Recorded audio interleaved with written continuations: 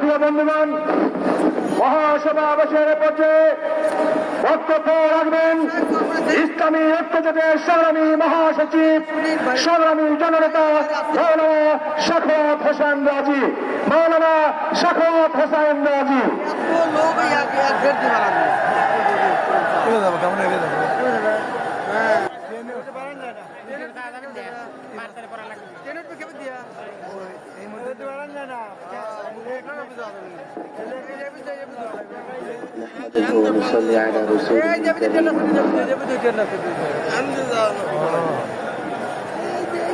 আজকের এই মহাসমাবেশের সংগ্রামী সভাপতি, উপস্থিত বিভিন্ন রাজনৈতিক দলের নেতৃবৃন্দ, সংগ্রামী তৌহিদি জনতা, সংস্কার, বিচার, নির্বাচন,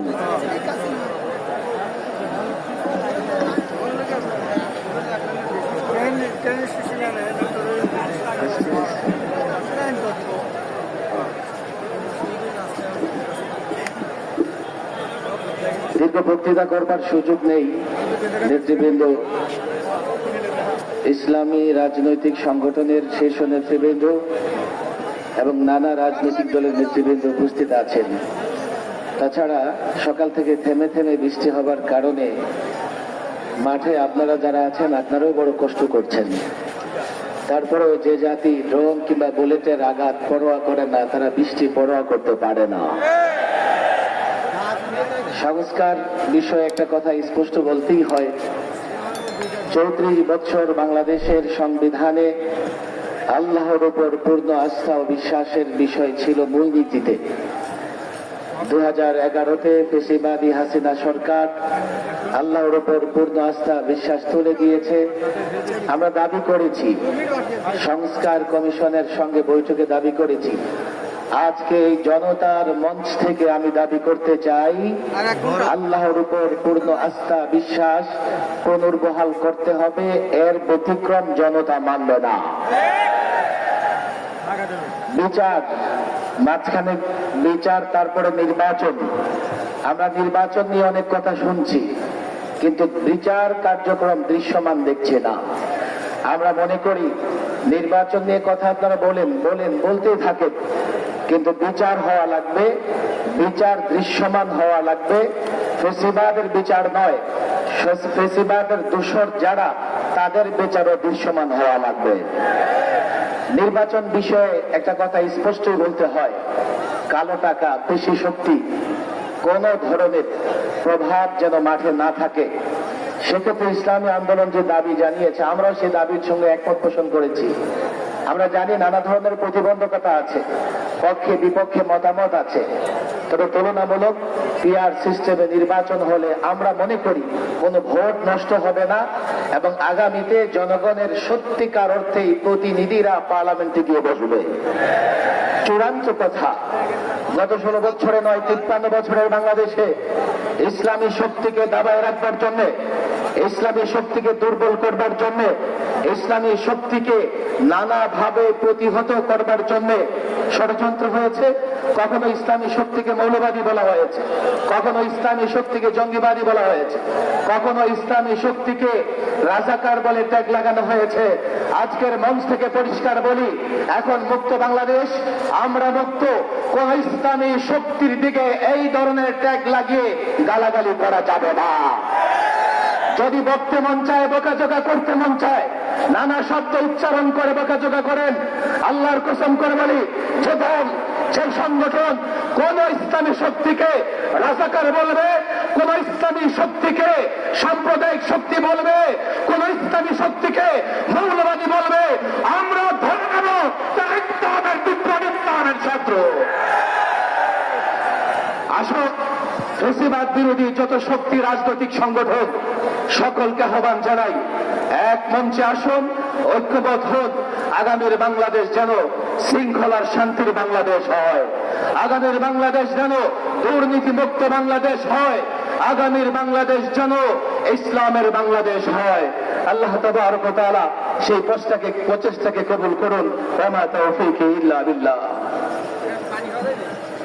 সংগ্রামী সাথী বন্ধুগণ, ইসলামী আন্দোলন বাংলাদেশ কর্তৃক আয়োজিত আজকের এই বিশাল মহাসমাবেশে এখন বক্তব্য রাখছেন ইসলামী আন্দোলন বাংলাদেশের প্রেসিডিয়ামের সদস্য সংগ্রামী জননেতা অধ্যাপক মাহবুবুর রহমান। বক্তব্য রাখছেন সংগ্রামী জননেতা অধ্যাপক মাহবুবুর রহমান।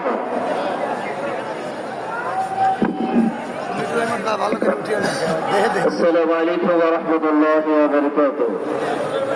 আজকের এই গণজমায়েতের বিপ্লবী সভাপতি, জাতীয় নেতৃবৃন্দ, রাজনৈতিক দলের নেতৃবৃন্দ, সভাপতি সুধীমণ্ডলী, প্রিয় সাংবাদিক বন্ধুগণ, আজকে জুলাই আগস্ট বিপ্লবের পরে বাংলাদেশের মানুষের মধ্যে যেন একটা আনন্দের বার ভূমি আসছে।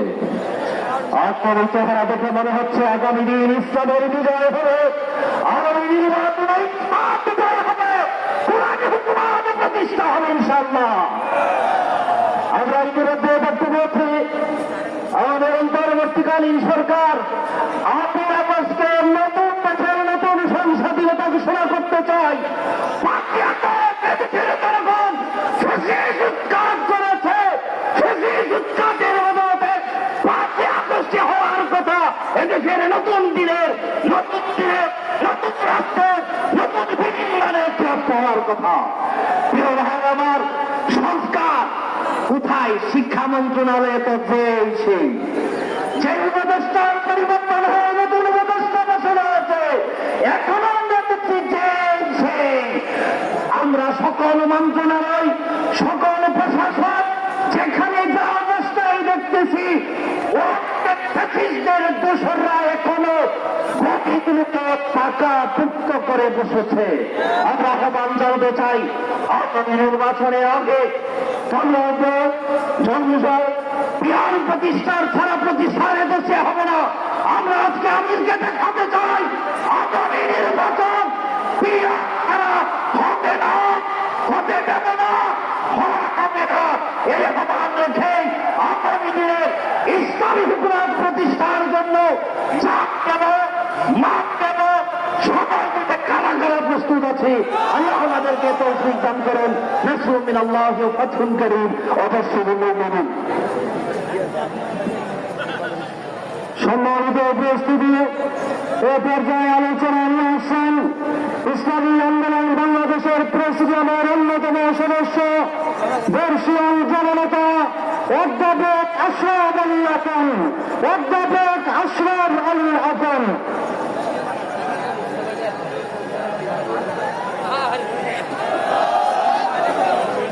আসসালামু আলাইকুম ওয়া রাহমাতুল্লাহি ওয়া বারাকাতুহু। ইসলামী আন্দোলন বাংলাদেশ কর্তৃক আয়োজিত আজকের এই মহাসমুদ্রের সংগ্রামী সভাপতি, দুর্নীতি, দুঃশাসন, সন্ত্রাস ও মাদক মুক্ত একটি সক্রিয় সমৃদ্ধ কল্যাণ রাষ্ট্র প্রতিষ্ঠার রূপকার, ইসলামী আন্দোলনের সংগ্রামী আমির জনাব হযরত তুষারুল তরমনাই, মঞ্চস্থ আছেন বিভিন্ন দলের জাতীয় কেন্দ্রীয় নেতৃবৃন্দ, উপস্থিত ইসলামী আন্দোলন বাংলাদেশের বিভিন্ন পর্যায়ের নেতৃবৃন্দ, সারা দেশ থেকে আগত দেশবন্ধু মন্ডল ভাইরামা। আজকের এই মহাসমুদ্র প্রমাণ করে যে দেশের মানুষ একটা পরিবর্তন চায়, এদেশের মানুষ একটা দুর্নীতি দুঃশাসন মুক্ত, এটি কল্যাণ রাষ্ট্র চায়। এদেশের মানুষ আর দুর্নীতিবাদ, চাঁদাবাদ, সন্ত্রাসী, টেন্ডারবাদ, দখলবাদ, ক্ষমতাবাদ দেখতে চায় না। এই জন্য আল্লাহ রসুল রহমত নবীর বাণীতে আজকে সকল ইসলামী দল এখানে একত্রিত হয়েছে এবং দেশপ্রেমী গানের দল এখানে একত্রিত হয়েছে। আজকে যে দাবি, 3টা দাবি, মৌলিক দাবির কথা উত্থাপন করা হয়েছে। 1 নম্বর হল সংস্কার, 2 নম্বর হল বিচার, 3 নম্বর হল সংখ্যানুপাতিক নির্বাচন বা পিয়ার পদ্ধতি নির্বাচন। 3টাই দেশের বড় দাবি দাস্তে পরিণত হয়েছে।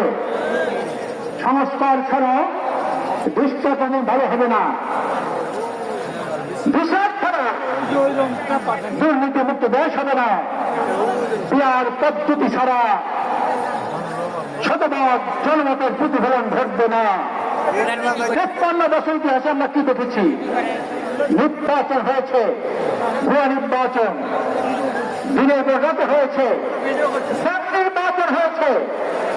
এভাবে নির্বাচন হলে কোনদিন জনমতের প্রতিফলন হবে না। এই জন্য আজকে এই 3টা দাবি আজকের গণ দাবিতে পরিণত হয়েছে। আজকে সকল মানুষ, সর্বস্তরের মানুষ আজকে পিয়ারের পক্ষে জেগে উঠেছে। আজকের বাংলাদেশের একজন স্বনামধন্য প্রফেসর, হার্ভার্ড বিশ্ববিদ্যালয়ের প্রফেসর ডক্টর নজরুল ইসলাম সাহেব একটা অত্যন্ত গুরুত্বপূর্ণ বই লিখেছেন। এটা 24শে এই 5ই আগস্টের পরে উনি এই বইটা লিখেছেন। তার নাম হলো আনুপাতিক নির্বাচন কি এবং কেন। এর মধ্যে কেন উনি আনুপাতিক নির্বাচন চাই, উনি 10টা কারণের কথা উল্লেখ করেছেন। বিএনপিকে এই নির্বাচন মেনে নেওয়া উচিত, 3টা কারণে বিএনপিকে এই পিয়ার নির্বাচন মেনে নেওয়া উচিত। উনি এই কথাগুলো এই বইতে উল্লেখ করেছেন। আপনারা প্রত্যেকে এই বই সংগ্রহ করে জেলায় জেলায় থানায় থানায় এই বই নিয়ে যাবেন, আর এই পিয়ার পদ্ধতিটা মানুষকে আপনি বুঝাবেন কত সুন্দর পদ্ধতি। সারা বিশ্বের মধ্যে 91টা দেশে পিয়ার পদ্ধতি আছে। আমরা চাই আগামী নির্বাচনে শতভাগ মানুষের মতামতের প্রতিফলন ঘটুক। আমরা সবাই চাই না নাকি? কারা কারা পিয়ার চাই না? ভাই আমার আসুন, আমরা আগামী নির্বাচনে পিয়ার পদ্ধতি নির্বাচন হবে। এখানে যারা বসা আছে সবাই কিন্তু পিয়ার চায়। এখানে বসা আছে জামাত ইসলামের কেন্দ্রীয় নেতৃবৃন্দ, তারা পিয়ার চায়। এখানে বসা আছে এনসিপির কেন্দ্রীয় নেতৃবৃন্দ, তারা পিয়ার চায়। এখানে বসা আছে ভিপি নুরুল হক নূর, ঠিক পিয়ার চায়। বলা আছে এখানে বসা আছে আপনার মুজিবুর রহমান, আপনার বন্ধু নেবি পার্টি পিয়ার চায়। সকল ইসলামী দল পিয়ার চায়। এদেশের জনগণ পিয়ার চায়, বুদ্ধিজীবীরা পিয়ার চায়, শিক্ষাবিদরা পিয়ার চায়। আগামীতে পিয়ারের নির্বাচন হবে, আর ভোট ডাকাতি করতে দেওয়া হবে না। এখন এই পিয়ারের দাবিতে আপনারা গ্রামের গন্ধ ছড়িয়ে পড়ুন, এই বই নিয়ে পড়াশোনা করুন, বিলি করুন, এবং এর মধ্যে গুরুত্বপূর্ণ বিষয়গুলি আপনারা লিখে করে বিলি করতে পারবেন। ইনশাআল্লাহ আজিজ আগামী নির্বাচন হবে একটি পিয়ার পদ্ধতির নির্বাচন ইনশাআল্লাহ। আমার তৌফিক ইল্লা বিল্লাহ।